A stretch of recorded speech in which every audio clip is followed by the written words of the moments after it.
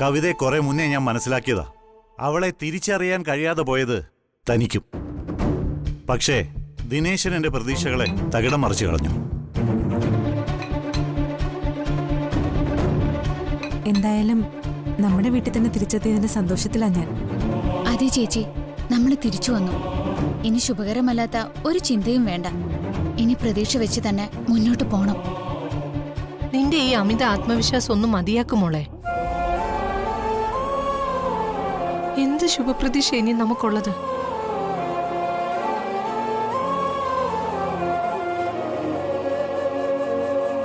ഇവിടെ നിന്ന് ഞാൻ എന്റെ മോളെയും കൊണ്ട് പോയതുപോലെയല്ല അവളെയും കൊണ്ട് തിരിച്ചു വന്നിരിക്കുന്നത്.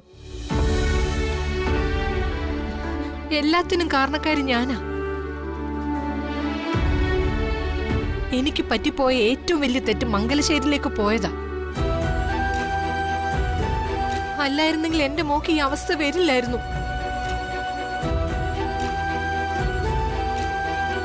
ഒടുവിൽ ദക്ഷയും മംഗലശ്ശേരിക്കാരും ഒന്നായി. ഇതുവരെയുള്ള എന്റെ ജീവിതത്തിൽ ഞാൻ കണ്ട ഏറ്റവും ധൈര്യശാലി അമ്മയാ. എന്നിട്ട് അമ്മ തന്നെ തളർന്നു പോവരുത്.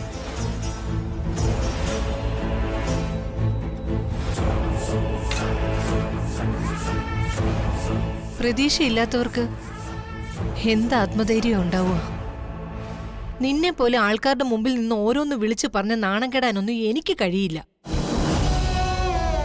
അമ്മ അങ്ങനെ ഒരു കണ്ടീഷൻ വെക്കാനേ പാടില്ലായിരുന്നു. നിന്നെ സങ്കടപ്പെടുത്തണ്ടെന്ന് കരുതിയ ഞാൻ എതിർത്തൊന്നും പറയാതിരുന്നത്. അച്ഛൻ മൗനം പാലിച്ചതും അത് കാരണോ? നീ അങ്ങനെ പറഞ്ഞപ്പോ ഞാൻ ആരായി? നീ അതേപ്പറ്റി എന്താ ചിന്തിക്കാതെ പോയത്?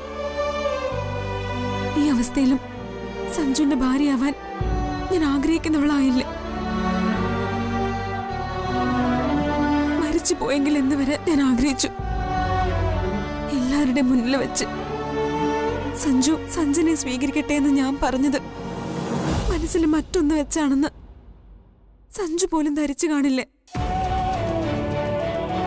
ചേച്ചിക്കത് വിഷമായെന്ന് എനിക്ക് മനസ്സിലായി. ചെറിയ വിഷമമൊന്നുമല്ല. 2 കാലുകൾ നഷ്ടപ്പെടാൻ പോകുന്നവളുടെ അതിമോഹം ഓർത്ത് ദക്ഷ പരിഹസിച്ച് ചിരിച്ചത് എന്റെ മനസ്സിൽ ഇപ്പോഴും ഉണ്ട്. അവൾ അവളുടെ സങ്കടം പറഞ്ഞതാ മോളെ. മോൾ അത് കേട്ട് വിഷമിക്കൊന്നും വേണ്ട. ചേച്ചി അപ്പൊ എന്തേലും എതിർപ്പ് കാട്ടുമെന്ന് ഞാൻ പേടിച്ചിരുന്നു. എനിക്ക് അങ്ങനൊരു ഉറപ്പ് ദക്ഷയിൽ നിന്നോ സഞ്ജനയിൽ നിന്നോ എങ്ങനെയെങ്കിലും നേടിയെടുക്കേണ്ടതായിട്ട് ഉണ്ടായിരുന്നു.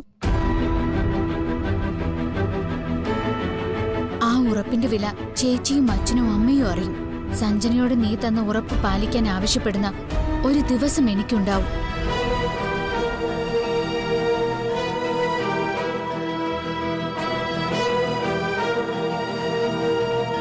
എല്ലാം ദേവിയിൽ സമർപ്പിച്ച ഈ സംസാരം.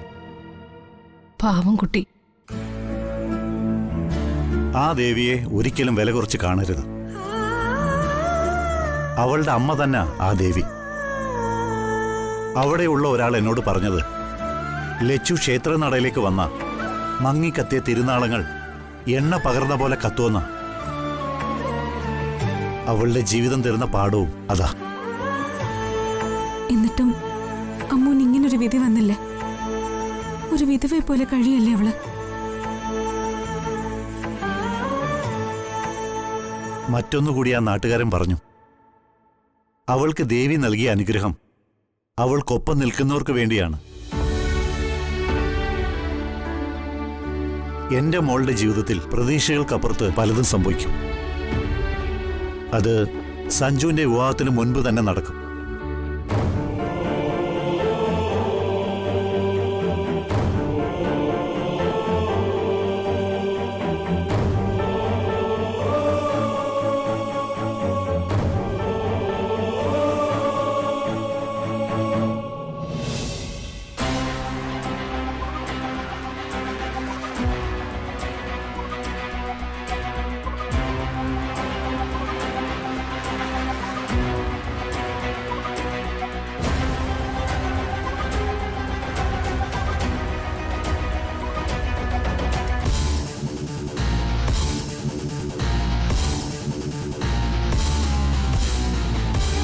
മമ്മി, ആ എന്തായാലും വിവാഹ മുഹൂർത്തം കുറിച്ചു.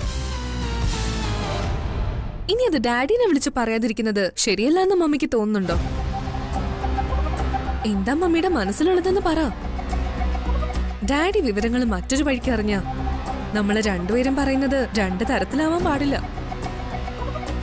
ഡാഡിയുടെ സ്വഭാവം മമ്മിക്ക് അറിയാലോ. ഞാനും അത് തന്നെ ആലോചിച്ച് നിന്നത്. ഞാൻ താല്പര്യമെടുത്ത ഈ വിവാഹം നടത്തിയെന്ന് അറിയാൻ പാടില്ല. നിന്റെ ഡാഡി അതോടെ എന്നെ വെറുക്കും. ആദിയുടെ ഡാഡി നിന്റെ ഡാഡിയെ വന്ന് കണ്ട് നിങ്ങളുടെ വിവാഹകാര്യം സംസാരിച്ചതാ. അവൻ UK-യിൽ നിന്നും വരാൻ കാത്തിരിക്കുക രണ്ടുപേരും. മംഗലശ്ശേരിയിലേക്ക് പോകുമ്പോഴും കാര്യങ്ങൾ വിവാഹ മുഹൂർത്തത്തിൽ ചെന്ന് നിൽക്കുമെന്ന് ഞാൻ കരുതിയില്ല. അവര് സഞ്ജുവിന്റെയും സ്വാതിയുടെയും വിവാഹ മുഹൂർത്തം കുറിക്കാനാ ജോത്സ്യനെ വിളിച്ചു വരുത്തിയത്. നമ്പീശൻ അയാൾക്കൊപ്പം അകത്ത് വന്ന് ജാതക പൊരുത്തം നോക്കാൻ പറഞ്ഞത് എന്തിനാണെന്ന് നിനക്ക് മനസ്സിലായില്ലേ?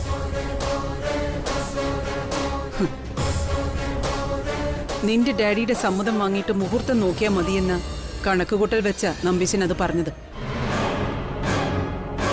മുഹൂർത്തം നോക്കിയതിലും ഒരു മിസ്റ്റേക്കും ഇല്ല.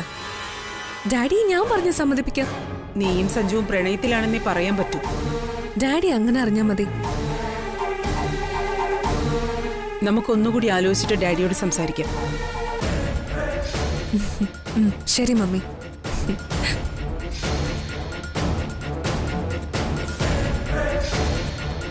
വർമ്മ സാർ ഇതറിയും മാഡം. അധിക ദിവസം ഒളിപ്പിച്ചു വെക്കാനും ആവില്ല. ഞാൻ വർമ്മ സാറിനെ പോയി കണ്ടതാ. വാക്കിംഗ് സ്റ്റിക്കിൽ സാറ് വീടിനകത്തൊക്കെ കുറേശ്ശെ നടന്നു തുടങ്ങിയിട്ടുണ്ട്. ഞാൻ അതേപ്പറ്റി ബോധവതിയാ മല്ലികേ. ആ പെണ്ണ് വലിയ ഡിമാൻഡൊക്കെ വെച്ചു എന്ന് മോള് പറഞ്ഞു. സഞ്ജു മറ്റൊരു പെണ്ണിനെ സ്വീകരിക്കുന്നത് അവക്കെങ്ങനെ സഹിക്കാൻ പറ്റും? ആ സത്യം സഞ്ജന മോൾ ഇപ്പോഴും അറിഞ്ഞിട്ടില്ല. ലക്ഷ്മി ഒരു കാലത്തും അത് പുറത്തുവിടില്ല എന്നുള്ള തെളിവാണ് ചേച്ചിയെ നടത്തിച്ച് കാണിക്കുമെന്ന വെല്ലുവിളിയിൽ അവൾ ചെന്ന് നിന്നത്. അതൊരു കല്യാണമേ അല്ല. അവനോ അവളോ അങ്ങനെയൊരു കണ്ണിൽ ആ താലികെട്ടിനെ കാണുന്നുമില്ല. ആ സത്യം പുറത്തുവിട്ടതുകൊണ്ട് നഷ്ടം നമുക്കേ ഉണ്ടാവൂ. പക്ഷേ ലക്ഷ്മിയെ നമുക്കങ്ങനെ എഴുതിത്തള്ളാൻ പറ്റുമോ? നമ്മൾ എന്തൊക്കെ പറഞ്ഞാലും സഞ്ജു താലി കെട്ടിയ പെണ്ണല്ലേ അത്. അതൊരു രഹസ്യ വിവാഹമല്ല. നാട്ടുകാര് ഒന്നടങ്ക ആ വിവാഹത്തിൽ പങ്കെടുത്തിരുന്നു എന്നാ ഗൗതം സാർ ഇവിടെ വന്നപ്പോ പറഞ്ഞത്. മല്ലിക എന്താ പറഞ്ഞു വരുന്നത്? നിശ്ചയിച്ച വിവാഹം നടക്കാൻ ഇനി 1 മാസവും കുറച്ചു ദിവസങ്ങളും മാത്രമേ ഉള്ളൂ. സ്വാതിക്ക് എഴുന്നേറ്റ് നടക്കാൻ കഴിയില്ലെന്ന് മാത്രമല്ല, അവളുടെ കാലുകൾ നഷ്ടമാവുകയും ചെയ്യും. ഗൗതം സാറിൽ നിന്ന് ഞാൻ മനസ്സിലാക്കിയത് ലക്ഷ്മി ഒരു സാധാരണ പെണ്ണല്ലെന്നാ. സഞ്ജുവുമായി അവൾ ഒന്നിച്ച് ജീവിക്കില്ല എന്നുള്ളത് ഉറപ്പാ. പക്ഷേ സ്വാതിയെ രക്ഷിക്കാനും ഈ വിവാഹം തടയാനും ലക്ഷ്മിക്ക് കഴിയാതെ വന്ന ഇന്ന് മംഗലശ്ശേരിയിൽ വെച്ച് നടത്തിയതുപോലെ സകലരെയും ഞെട്ടിക്കുന്ന ഒരു പ്രകടനത്തിന് അവള് തയ്യാറാവില്ലെന്ന് മാഡത്തിന് എന്തുറപ്പാവുള്ളത്? സഞ്ജു എന്റെ ഭർത്താവാണെന്ന് അവൾ കതിർമണ്ഡപത്തിൽ കയറിയെന്ന് പ്രഖ്യാപിച്ചാലോ? ക്ഷേത്രത്തിൽ വെച്ച് നടന്ന കല്യാണത്തിന് അവിടെ രേഖകൾ കാണില്ലേ? പെരുവണ്ണാപുരം പഞ്ചായത്തിൽ രജിസ്റ്റർ ചെയ്തിട്ടില്ല എന്ന് പറഞ്ഞിട്ട് വല്ല കാര്യമുണ്ടോ? ലക്ഷ്മിക്ക് പിന്തുണയായിട്ട് ഒരു ഗ്രാമം തന്നെ ഇളകി വരും. കല്യാണത്തിന് എന്തായാലും വർമ്മ സാറും വരും. സാറിനോട് മാഡം എന്ത് മറുപടി പറയും?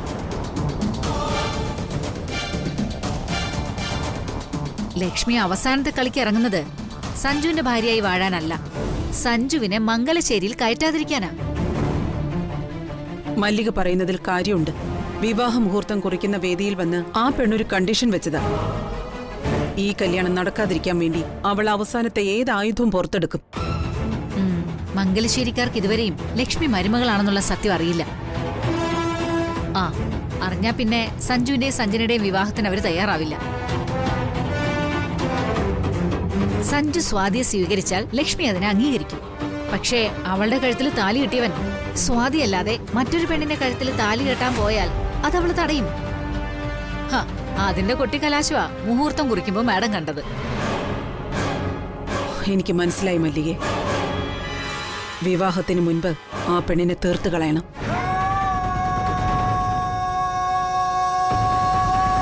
സഞ്ജുവിന്റെ താലി എന്റെ മോളുടെ കഴുത്തിൽ വീഴുമ്പോ മറ്റൊരുത്തിയുടെ കഴുത്തിൽ അവൻ കെട്ടിയ താലി ഉണ്ടാവാൻ പാടില്ല.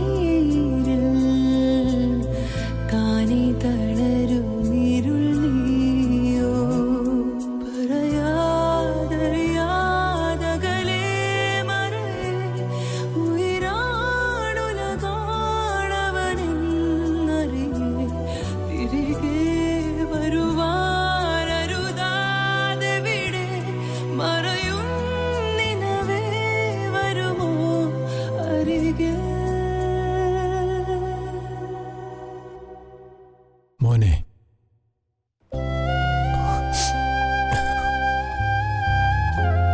മുത്തച്ഛൻ എന്തിനാ സ്റ്റെയർ കയറി ഇങ്ങോട്ട് വന്ന? എന്നെ താഴേക്ക് വിളിച്ചാ പോരായിരുന്നോ? മോനെ, നീ അനുഭവിക്കുന്ന വേദന മുത്തച്ഛന് മനസ്സിലാക്കാനാവൂ.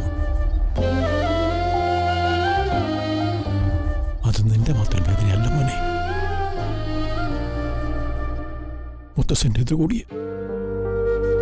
നിന്റെ അച്ഛൻ ചെയ്ത തെറ്റ് നിന്നിലൂടെ പരിഹരിക്കുന്നത് നിന്നോട് ചെയ്യുന്ന ചതി തന്നെയാ. പക്ഷേ ഈ കുടുംബം തകർന്നു പോകാതിരിക്കാൻ ഇതല്ലാതെ മുത്തശ്ശൻ എന്ത് കഴിയും? ഈ മഹാപാപം ഞാൻ തന്നെ ഏറ്റെടുത്തോളാം. ഞാൻ ഓർത്തുപോയത് സച്ചിയെ പറ്റിയ മുത്തച്ഛ. അവനൊരു പെണ്ണിനെ സ്നേഹിച്ചു.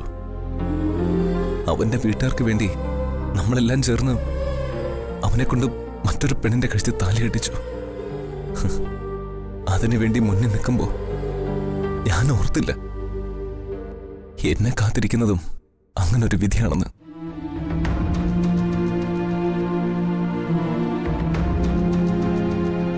സ്വാതി എന്നെ കൈവിട്ടത്, എന്നെ തകർത്തു കളഞ്ഞത്.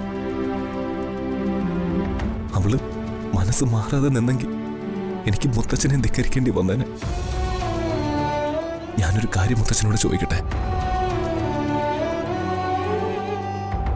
മോൻ എന്ത് വേണമെങ്കിലും എന്നോട് ചോദിക്കാം.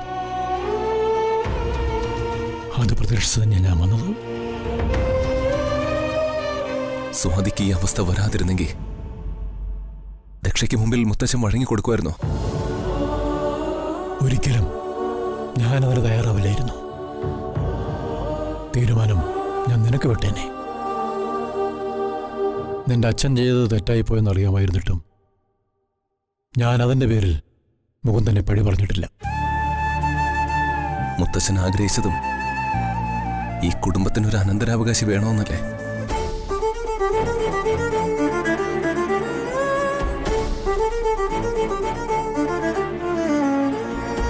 സ്വാതിയെ ദക്ഷ കൊലപ്പെടുത്താൻ ശ്രമിച്ചത് അവളെ ഞാൻ വിവാഹം കഴിക്കാൻ പോകുന്ന വിവരം അറിഞ്ഞു വെച്ച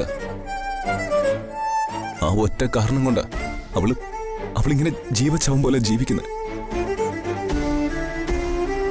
2 കാലുകൾ അവൾക്ക് നഷ്ടമായത് ഈ വീട്ടിൽ വെച്ചിട്ടാ.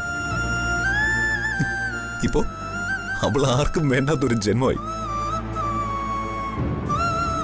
കുടുംബത്തെ ദക്ഷയുടെ കോപത്തിൽ നിന്ന് രക്ഷിക്കാൻ അവരുടെ മകളെ സ്വീകരിക്കാൻ പറയുന്നു. എനിക്ക് എന്റെ അമ്മയും മുത്തച്ഛനെയും മനസ്സിലാവുന്നില്ല.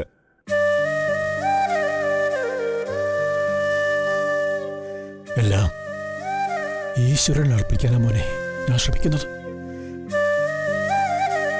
എനിക്ക് എന്റേതായി ഒന്നും ചെയ്യാനില്ല. എനിക്ക് നിന്നെ പോലെ മോനെ ശ്രീകുട്ടിയും. ഇനി അവൾക്കൊരു വിവാഹ ജീവിതം ഉണ്ടാവില്ലെന്ന് അംഗീകരിച്ചു കൊടുക്കാൻ എനിക്ക് കഴിയൂ. പ്രഭയും കാഞ്ചനയും ശ്രീകുട്ടിയും അത് അംഗീകരിച്ചു കഴിഞ്ഞു. നിന്നെ കൂടി അതിൽ ബന്ധിച്ചിടാൻ എനിക്ക് കഴിയില്ല. നീ ഈ കുടുംബത്തിന് വേണ്ടി ഗൗരിയുടെ മകളെ സ്വീകരിക്കണം.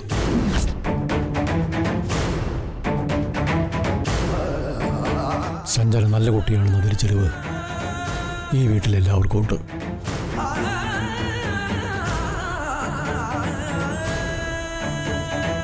സഞ്ജന കാരണം നിനക്കോ ഇവിടെയുള്ളവർക്കോ വേദനിക്കേണ്ടി വരില്ല.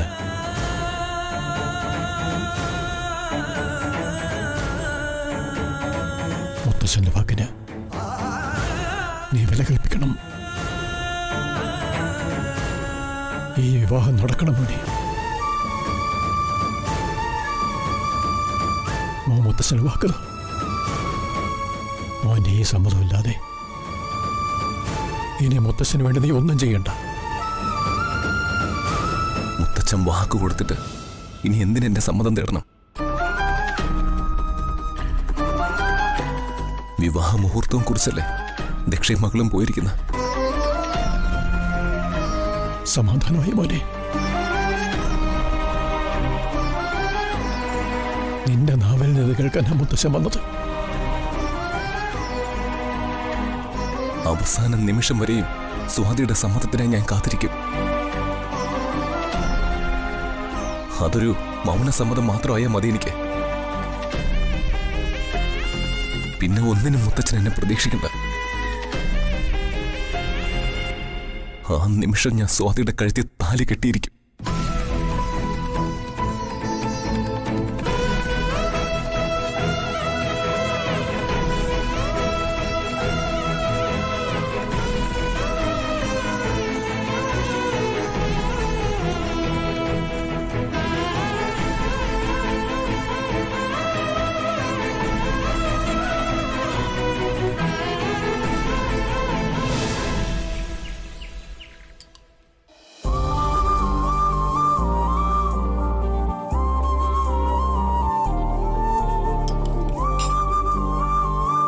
ഞാനിപ്പോ എന്ത് വേണമെന്ന് നീ പറയുന്നേ? ഞാൻ ദക്ഷയോട് വെല്ലുവിളിച്ചിട്ടാ വന്നിരിക്കുന്നത്. അത് മാത്രമല്ല, പെരുവണ്ണാപുരത്ത് അമ്മയ്ക്ക് മുന്നിലും ഞാനൊരു വാക്ക് പറഞ്ഞിട്ടുണ്ട്. എന്റെ കാലുകൾ നഷ്ടമായ ദേവിക്ക് മുന്നിൽ നീ തലതല്ലി മരിക്കുമെന്നല്ലേ? അമ്മു, നീ എത്ര ബാലിശമായ ഓരോന്ന് പ്രവർത്തിക്കുകയും ചിന്തിക്കുകയൊക്കെ ചെയ്യുന്നേ. എന്നെ ചികിത്സിച്ച് നീ ആഗ്രഹിക്കുന്ന നിലയിൽ എത്തിക്കാൻ ആർക്കും കഴിയില്ല. ആ സത്യമെങ്കിലും നീ ഒന്ന് മനസ്സിലാക്കാമോ? കാലുകൾ നഷ്ടമായാലും ഞാൻ ഇതുപോലെ ജീവിക്കും. നീ ദേവിക്ക് മുന്നിൽ എടുത്ത പ്രതിജ്ഞയോ?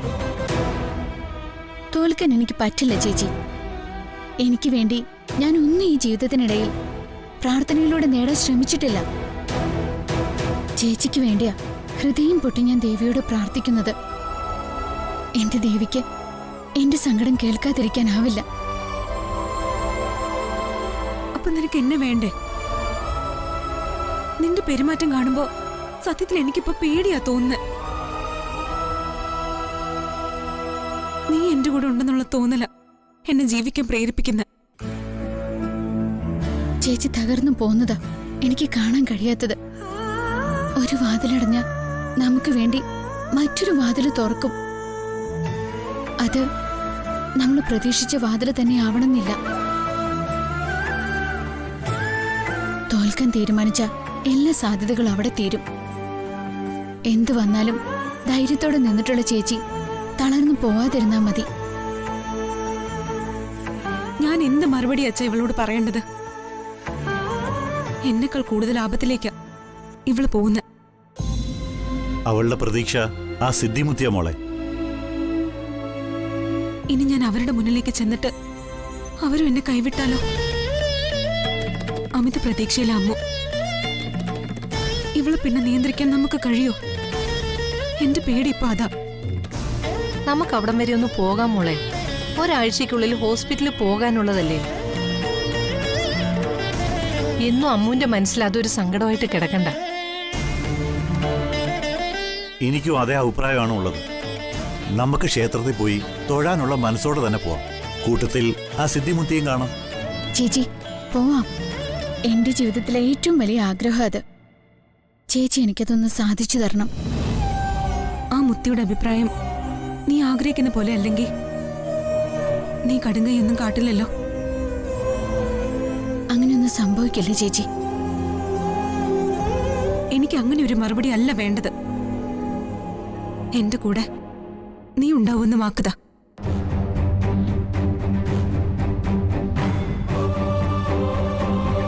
സത്യം ചെയ്ത് പറ, എങ്കിൽ ഞാൻ വരാം.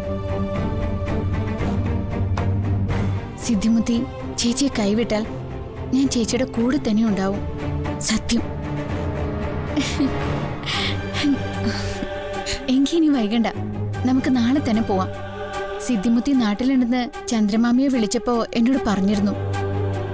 പോകാൻ തീരുമാനിച്ച പിന്നെ ഒട്ടും വൈകരുത്.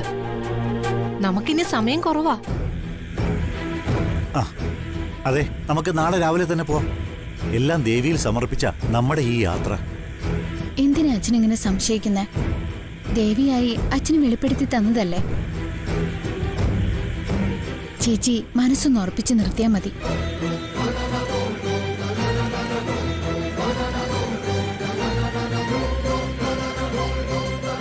അമ്മുവിന്റെ വിശ്വാസം അവളുടെ ചേച്ചിയെ രക്ഷിക്കും.